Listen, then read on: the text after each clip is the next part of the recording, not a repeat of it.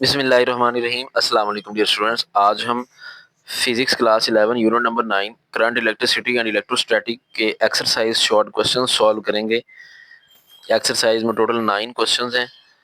सबसे पहला जो शॉर्ट क्वेश्चन है, how does a moving conductor like an aeroplane acquire charge as it flies through the air, describe briefly. इसमें कहा जा रहा है कि ना एरोप्लेन जब फ्लाई करेगा एयर में तो ये कैसे इसके ऊपर चार्ज आ जाएगा। ठीक है, तो ये जो एरोप्लेन है ना, ये मूविंग एरोप्लेन, ये लाइक अ मूविंग कंडक्टर एक्ट करेगा ना, तो हमने ये देखना है कि इसके ऊपर चार्ज फिर कैसे आएगा। तो इसका आंसर हम यूं करके लिखेंगे, a moving conductor like an aeroplane acquire charge due to friction with air molecule. There is a friction between aeroplane and air particle. Air जब वो एरोप्लेन मूव करेगा ना, तो एयर पार्टिकल्स और एरोप्लेन के दरमियान फ्रिक्शन पैदा होगी। This friction cause electrostatic charging due to transfer of electron. अब इसकी वजह से जो है ना, वहाँ पे चार्जिंग का अमल होगा, इलेक्ट्रॉन ट्रांसफर होंगे। Friction between different material can transfer electron leading to a charge. जब डिफरेंट मटेरियल के दरमियान फ्रिक्शन होती है ना, उसकी वजह से इलेक्ट्रॉन ट्रांसफर होते हैं और इलेक्ट्रॉन का ट्रांसफर होना उस बॉडी के ऊपर चार्ज का बाइस बनता है। तो इस तरह करके एयर मॉलिक्यूल्स और बॉडी ऑफ एरोप्लेन के दरमियान फ्रिक्शन होगी जब वो मूव करेगा हवा में। उसकी वजह से इलेक्ट्रॉन जो है वो ट्रांसफर होंगे जहाज की बॉडी के ऊपर और वहाँ पे चार्ज आ जाएगा। Static charge collect differently depending upon the material and environmental condition. अब कितना चार्ज वहाँ पे स्टैटिक चार्ज इकट्ठा हो जाएगा जहाज के ऊपर, डिपेंड करेगा कि वो किस मटेरियल का बना हुआ है, कौन सा कंडक्टिंग मटेरियल है जो जहाज बनाने के लिए यूज़ किया गया है, और इन्वायरमेंटल कंडीशन पे भी डिपेंड करता है ना। ड्राइनेस होगी अगर एयर में तो चार्ज ज़्यादा हो जाएगा, अगर वेटनेस होगी, मॉइस्चर होगा तो फिर चार्ज कम होगा। For example dry air increase the charge buildup. वही बात हो गई है कि ड्राई एयर में ज़्यादा चार्ज बिल्डअप होगा उसकी बॉडी के ऊपर।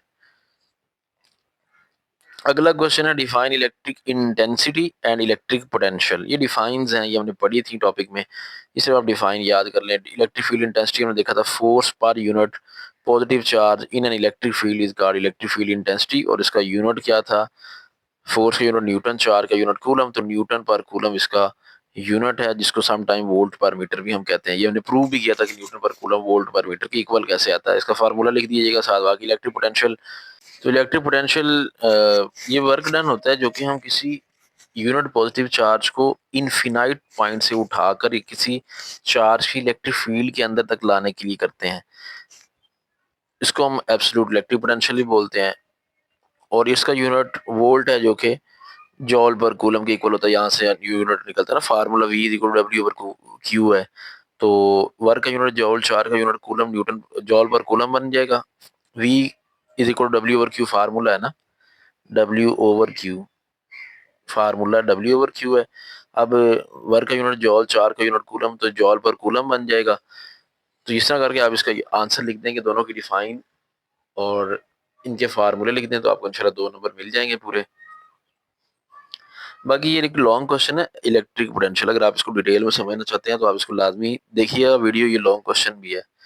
उसके बाद तीसरा क्वेश्चन है, a battery is rated eight 100 ampere hours, how much charge can this battery supply. ये बैटरी कितना चार्ज सप्लाई करेगी। अब देखें, यहाँ पे हमें जो बैटरी की रेटिंग दी गई है ना, वो है 100 AH बैटरी।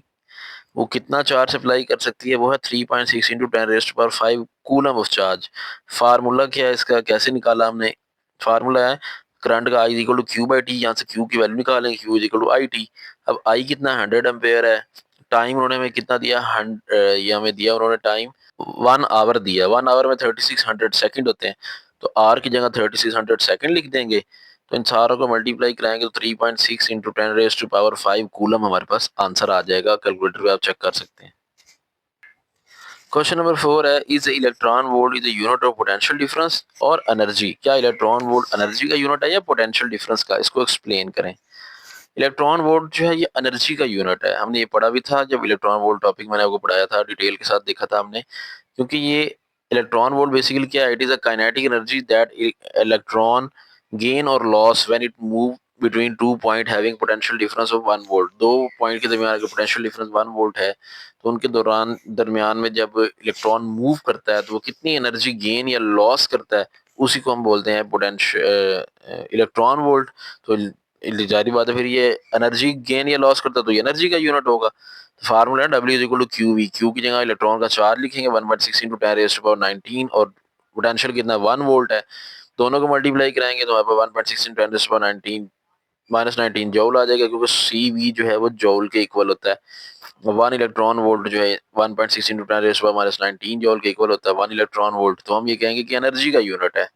उसके बाद पांचवा सवाल है, अ कॉपर वायर जिसकी लेंथ एल है और रेजिस्टेंस कैपिटल आर है, it is stretch to a double of its length, length को डबल कर दिया, what will be the resistance of a new length of wire. तो अब हमने बताना है कि अब जो नई लेंथ आई है उस वायर की, उसकी रेजिस्टेंस कितनी होगी। पहले रेजिस्टेंस कैपिटल आर है जब उसकी लेंथ कैपिटल एल है, अब बाद में हमने लेंथ को डबल किया तो रेजिस्टेंस को क्या होगा। देखिए फार्मूला हमें लिखना पड़ेगा, लेंथ ऑफ वायर कितनी है पहले capital L, area of cross section A, formula R is equal to rho L over A. अब लेंथ को हमने डबल किया है, तो देखें यहाँ पे जो रिलेशन है ना लेंथ और एरिया का, वो आपस में इन्वर्सली प्रोपोर्शनल है।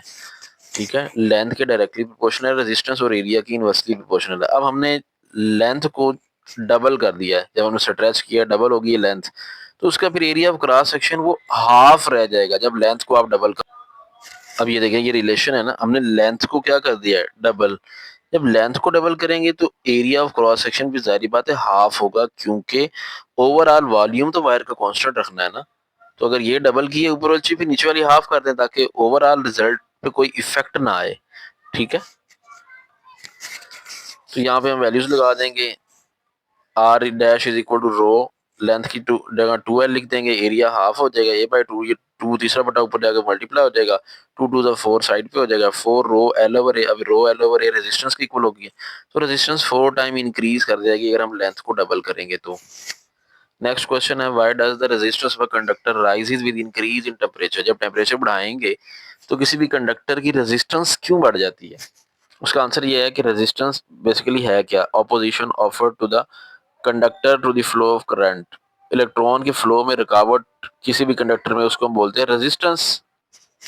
When temperature of a conductor increases, जब भी हम किसी टेम्परेचर को बढ़ाते हैं ना कंडक्टर के लिए, उसके जो एटम्स हैं वो ज्यादा तेजी से बहुत ज्यादा वाइब्रेट करते हैं। This increased vibration cause more frequent collision between atoms and the moving electron। अब देखिए किसी भी कंडक्टर के अंदर हमने पढ़ा हुआ है कि एटम्स होते हैं और एटम के अंदर फिर इलेक्ट्रॉन होते हैं। ठीक है, अब जब हम इसका टेम्परेचर बढ़ाएंगे ना, अब टेम्परेचर बढ़ाने की वजह से इन एटम्स और इलेक्ट्रॉन के दरमियान में क्लूजन बहुत ज्यादा बढ़ जाता है। अब क्लूजन बढ़ जाता है जिसकी वजह से चार्जेस को फ्लो करने में रुकावट होती है। जब चार्जेस को फ्लो करने में रुकावट होती है तो हम कहेंगे रेजिस्टेंस आ गई है, क्योंकि करंट नहीं फ्लो करेगा सही तरह, तो रेजिस्टेंस बढ़ जाती है जब टेम्परेचर बढ़ाते हैं, क्योंकि क्लूजन एटम और इलेक्ट्रॉन के दरमियान कंडक्टर के वो बढ़ जाता है। तो यहाँ पे ऐसे लिखा गया, as a result it become harder for the electron to move and resistance is increase. तो हम कह देते हैं रेजिस्टेंस बढ़ गई, करंट नहीं सही फ्लो कर रहा, करंट के फ्लो में रुकावट ही तो रेजिस्टेंस होती है ना। उसके बाद नेक्स्ट ये न्यूमेरिकल टाइप शॉर्ट क्वेश्चन है, एक फिलामेंट रेजिस्टेंस लोअर और higher 500 watt and 220 volt bulb और 100 वाट एंड 220 वोल्ट बल्ब। कह रहे हैं कि ना हमारे पास दो बल्ब है, एक 500 वाट का, एक 100 वाट का है। 200 वोल्ट बैटरी से हम उसको जला रहे हैं, किसकी रेजिस्टेंस ज्यादा होगी। देखें एक फार्मूला होता है पावर का V² ओवर R, आर उधर चला जाएगा, पी इधर आ जाएगा, शफल कर लेंगे, R is equal to V²/P, क्योंकि अपनी रेजिस्टेंस निकालनी है। अब बल्ब 1 के लिए देखिए पावर 500 है, वोल्टेज तो वही 220 ही रहना, तो 500 का 220 का स्क्वायर बटा 500, तो 96.8 ओम आ रही है। दूसरे बल्ब के लिए अगर हम कैलकुलेट करें, बस वो उसमें पावर जो है उसकी 100 वाट है, तो फार्मूला वही R is equal to V²/P 220², अब इसको 100 पर डिवाइड करेंगे तो 484 ओम। तो हमने ये देखा कि रेजिस्टेंस सेकंड वाले बल्ब की ज्यादा है जो 100 वाट का है। Hence the filament resistance of 5 watt and 220 rated bulb is lower than filament resistance of 100 watt and 220 volt rated bulb. मतलब जिसकी पावर कम होगी उसकी रेजिस्टेंस ज्यादा होगी उस बल्ब की। अगला क्वेश्चन है, why does the resistance of a thermistor decreases when temperature increase. वैसे टेम्परेचर बढ़ने से रेजिस्टेंस भी बढ़ जाती है, लेकिन थर्मिस्टर्स में ऐसा नहीं होता। वो क्यों नहीं ऐसा होता? क्योंकि थर्मिस्टर्स की जो रेजिस्टेंस है वो टेम्परेचर बढ़ाने से डिक्रीज इसलिए होती है क्योंकि वो सेमीकंडक्टर के बने हुए होते हैं। सेमीकंडक्टर मटेरियल की प्रॉपर्टी है, इनकी रेजिस्टेंस टेम्परेचर के डिक्रीज करने से इंक्रीज हो जाती है, और टेम्परेचर बढ़ाएंगे तो वो डिक्रीज हो जाएगी। इनका टेम्परेचर कॉफिशिएंट नेगेटिव है, जिसको हम एनटीसी कहते हैं, नेगेटिव टेम्परेचर कॉफिशिएंट है। नेगेटिव टेम्परेचर कॉफिशिएंट होने का मतलब ये है टेम्परेचर बढ़ेगा तो रेजिस्टेंस कम हो जाएगी। In an NTC thermistor negative temperature coefficient thermistor ये लिखा गया है। Electron are normally bound to the atom in the valence band. इसमें आम हालत में ना एटम जो है वैलेंस बैंड के साथ जुड़े हुए होते हैं, लेकिन जब हम टेम्परेचर को बढ़ाते हैं ना तो उससे होता यह है कि इलेक्ट्रॉन को एनर्जी मिलती है, वो जंप कर जाते हैं ऊपर वाले बैंड में। वैलेंस बैंड से ऊपर होता है कंडक्शन बैंड, उसमें जंप कर जाते हैं और वो कंडक्शन स्टार्ट कर देते हैं and become free to conduct electricity. This increase the number of free electron reduces the overall resistance of this thermistor. फिर हम कह देते हैं कि रेजिस्टेंस कम हो गई है, टेम्परेचर बढ़ा है, जिसकी वजह से करंट फ्लो करने लग गया है। आखिरी क्वेश्चन है, which material can be use to construct Faraday's cage and why. ये हमने फेराडेज केज का टॉपिक पढ़ा था कि किसी भी चीज को अगर हमने एक्सटर्नल इलेक्ट्रिक फील्ड से या इलेक्ट्रोमैग्नेटिक वेव से सेफ करवाना हो तो उसके लिए हम क्या करते हैं, उसको एक केज में रख देते हैं जिसको हम बोलते हैं फेराडेज केज। फेराडे केज ये है कि उसने एक इंस्ट्रूमेंट ये बताया था कि अगर हम चीज़ों को मेटल की बनी हुई चीज़ के अंदर रख दें तो मेटल की एक प्रॉपर्टी है कि उसके इनसाइड इलेक्ट्रिक फील्ड ज़ीरो होता है, तो वो चीज़ जो है फिर वो इलेक्ट्रिक फील्ड से सेफ हो जाती है। तो वो पूछ रहा ये चाह रहा है कि वो फेराडे केज जो बनाना है जिसके अंदर चीज़ें हमारी महफूज रहती हैं इलेक्ट्रिक फील्ड से, वो कौन से मटेरियल का होना चाहिए, बेस्ट मटेरियल कौन सा है फेराडे केज बनाने के लिए। तो Faraday's cage can be constructed from a conductive material. Conductive material का होना चाहिए जैसे कि कॉपर, एल्यूमिनियम या स्टील का होना चाहिए। उसकी रीज़न ये है, these materials are used because they allow the electric charges to move freely on their surface। इसी वजह से जो इलेक्ट्रिक चार्जेस है ना उसके सरफेस के ऊपर फ्रीली मूव करते हैं, which help to distribute external electric field evenly, cancelling them inside the cage and thus shielding the interior from electromagnetic radiation। तो इसमें प्रॉपर्टी ये होती है कि जो इलेक्ट्रिक चार्जेस हैं वो सरफेस के ऊपर ही रहते हैं, इनसाइड इलेक्ट्रिक फील्ड जो है वो जीरो रहता है। अब जब इनसाइड इलेक्ट्रिक फील्ड जीरो रहता है तो इंटीरियर वाला एरिया जो है, अंदर वाला हिस्सा जो है उनका, वो सेफ रहेगा इलेक्ट्रोमैग्नेटिक रेडिएशन से। वहां पर रखी हुई चीज फिर उन इलेक्ट्रोमैग्नेटिक रेडिएशन वगैरह से बची रहेगी। तो मतलब कहने का ये हुआ कि कॉपर, एल्यूमिनियम और स्टील जो है ये बेस्ट मटेरियल है टू है to construct a Faraday's cage. ये शॉर्ट क्वेश्चन हुए कंप्लीट। अगर तो आप इन शॉर्ट क्वेश्चन को यहाँ से साथ साथ लेक्चर नोट कर लेते हैं तो ठीक है, आप वहाँ से तैयार कर सकते हैं। अगर आप इन नोट्स का पीडीएफ लेके पढ़ना चाहते हैं प्रिंट निकलवा के, तो आप इनका पीडीएफ 150 रुपये में हासिल कर सकते हैं।